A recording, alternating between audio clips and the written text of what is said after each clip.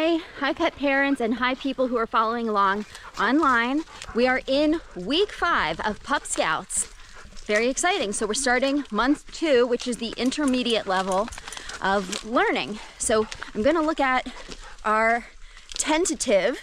This was just my plan that I put together beforehand that was, you know, part sort of structure, but also an experiment.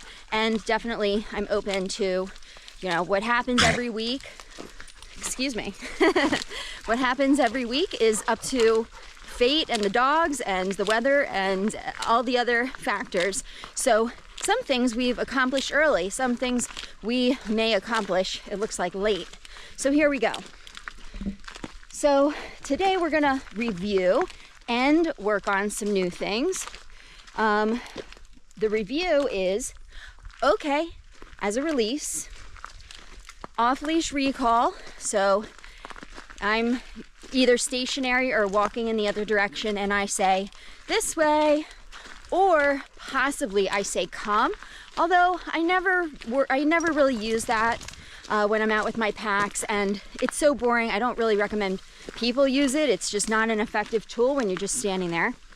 So really, I think what I stick with mostly in this course is this way. Swimming skills.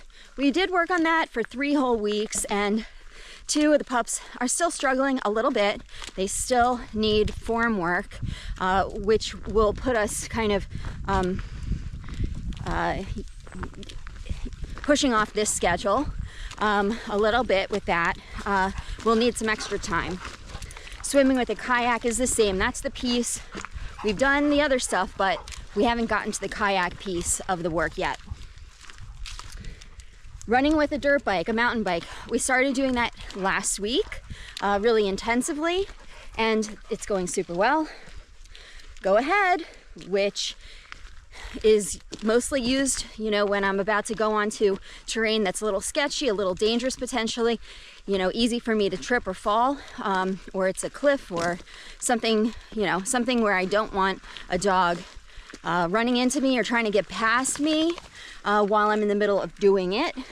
So telling them to go ahead of me. Now here's the new stuff. Stay with me. So I say it in that tone, in that cadence. Stay with me. Stay with me. So that is a very hard one to teach. I will be teaching that today using the speed of my dirt bike, along with the influencers who will show the PupScouts what I mean when I do that. Same thing with wait for me. That one I absolutely have to do this week because Raven is having her hip surgery in 2 weeks. So she will be out, and she is the primary gatekeeper, goalkeeper, whatever it is, to show people, to show the dogs. It's because she's the pack leader, and her natural tendency, she knows she has a job. It's to, Raven, this way. She leads everyone, she's the first. So if I then say, wait for me, meaning you don't have to return to me, but just stay where you are until I can catch up, she's the one to really teach that. Nobody else knows it the way she does, and no one else, no other dog can have the effect of teaching the way she does. So we will work on that this week and next week with her.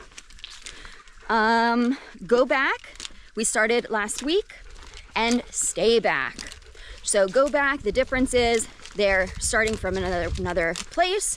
I tell them to go back, they go behind me, and then 3 minutes later, 5 minutes later, I still want them to stay back.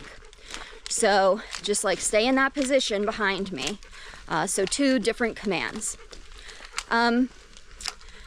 I think today is going to be an amazing day, and hopefully you at home, or you the parents, will be practicing those things as much as you can. Of course, the dogs understanding that these rules don't apply just to me if I'm working with them in person, but they apply to their families as well.